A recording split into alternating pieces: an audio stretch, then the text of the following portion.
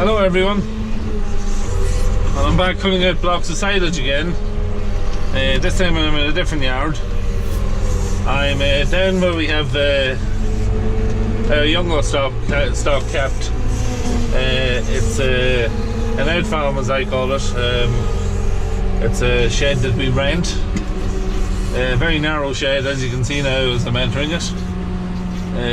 Was obviously, when it was being built, it was built for a smaller two-wheel drive style tractor to go into it, not a teleporter or even your standard four-wheel drive tractors of today. It'll be a tight fit.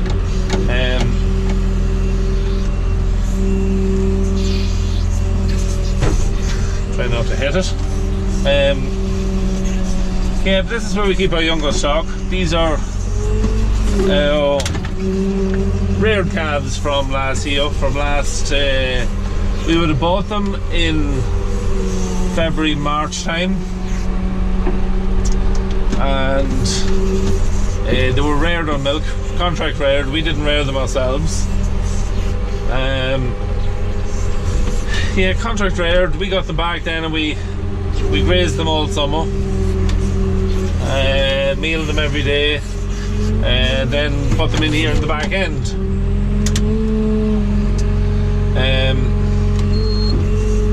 There's a batch of 50 Hereford, the Hereford breeding in them. They're out of dairy stock, of course, and then there's 50 British Friesian bull calves as well. So a little bit of a mix. The Friesians probably at this point are slightly bigger than the Herefords are, but I'd imagine once the Herefords get out on grass, they should take a bit of a burst of growth.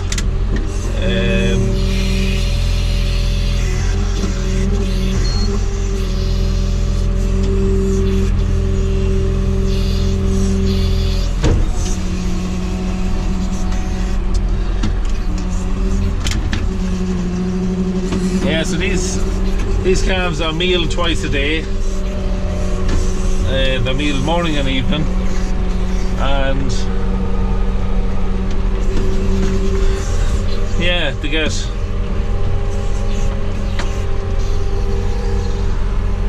probably a meal per day, or all very close to it. We'll let them out. The Friesians will get out for a number of months, and then we'll put them back in early, and the plan is to finish the Friesians, have them away before probably about October, November of 2018.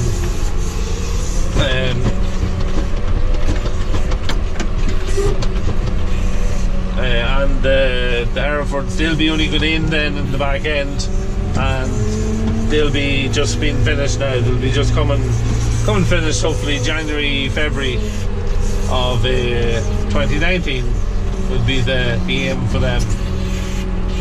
Don't know if we're going to rear any calves this year or not. We just haven't made that decision yet because, well, a number of reasons. One, they're very time consuming. There's a lot of work. You have to keep the grass with them. They're not like, let's clear that off. They're not like other livestock in regards to the type of grass that they'll eat. They always want to have their grass shorter and more of a lush grass. If it gets to the point where there's any kind of a stem on it at all, they have no interest in eating it. They won't eat it because of their size. They're looking for the smaller, lush type of grass. So it's very hard to manage it, especially in around May, June time when the growing season is at its peak. It's very, very hard to manage it. A couple of times last year we ended ended up having to let we had a batch of the cows and calves grazing close enough to where we were grazing these calves, and we ended up having to let the cows and calves in to clean up the paddocks, because these boys had no interest in eating it because of the type of grass it was. So that, and then other things that we done, some of it we at one point we cut a little bit of it and put it in one of the pits. Just, it was only like a trailer load on about 4 acres. Then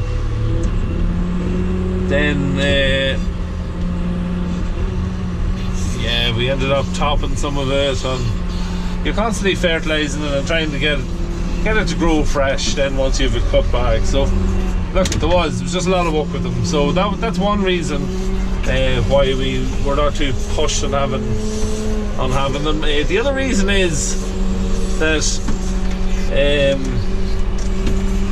when you put the price of the calves, the price of the milk, the price of the meal, price of rearing them, and then all the work then there was with them all summer, last back end we could have actually went out and bought the same kind of stock as these we were putting them in for, I'd say, about the same kind of money as what they were costing us. So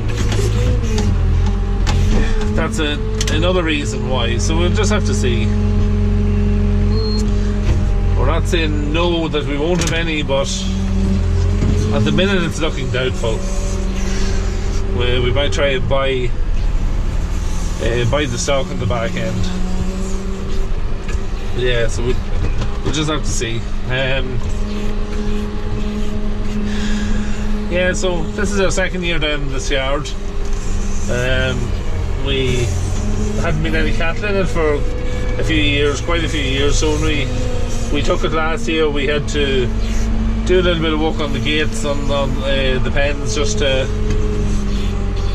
have them secure, and on the feed barriers, just have everything okay with them, that the cattle wouldn't be breaking out. Yeah, like the shed it's probably up since the 70s, and it would need a roof put on as well. The galvanized is getting very tired on it, and there's some holes in it and a couple of sheets that's kind of splitting away, so it would need quite a few quid spent on it. But seeing if we're already renting it, that won't be happening. Not at the minute anyway, unless we've got some kind of a long-term lease or something like that, and then you'd have to get the shed for a few years for nothing as well, and as well as that. So look, I should do plan to put up a cattle shed of our own later this year, or sorry, in 2018.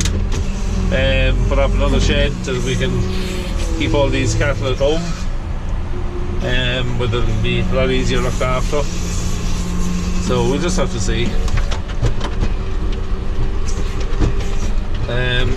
But yeah, no, I'll finish putting in these last few blocks, and I'll show you the shed then when I have that done. So there is the reared calves from last year. As you can see, the Friesians are quite a bit taller at this stage. These are all around the same age. There may only be a number of weeks in the difference. So the Friesians are all quite a bit taller.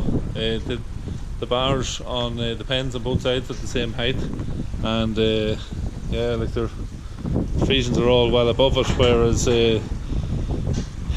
these Herefords are all well below it. Probably, say on average, they're probably maybe 1.5 inches below it, whereas the Friesians are about 2 inches, I'd say, above. Quite a bit. There's not much room in the passageway once all the silage goes in. We put enough silage out there now that that'll do about 6 to 6 days. Keeps fairly well in the blocks. what they'll do is they'll eat away at it out as far as they can reach. They'll probably reach out to here, and then it's just a matter of go down and grape it in. The first few days after you put it out, there's no graping at all really in it. But yeah, the shed, the roof is fairly low on it.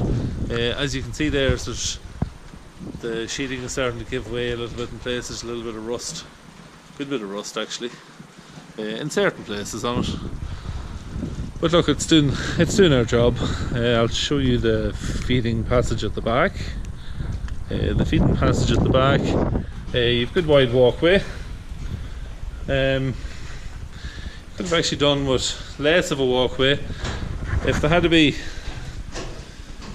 you could have done with 2 foot lengths of a walkway here, and if they had to put it 2 foot into the centre feeding passage, it would have been a much better job. Yeah, they're good troughs that there isn't for good feeding trough along the back.